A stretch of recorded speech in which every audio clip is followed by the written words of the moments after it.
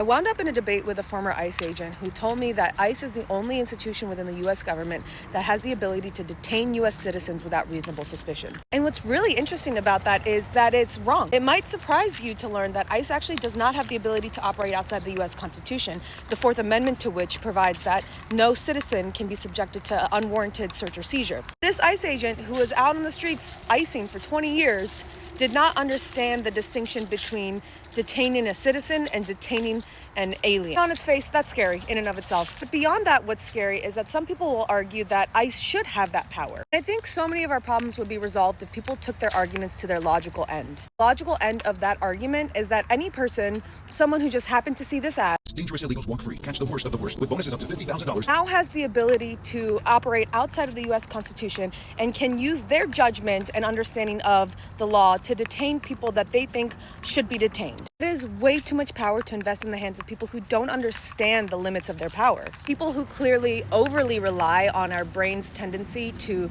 group like objects together. So they hear we can detain aliens without reasonable suspicion, and they group in we can detain anyone without reasonable suspicion. All of us do this where our brains will group like things together in order to make it easier for us to move through the world.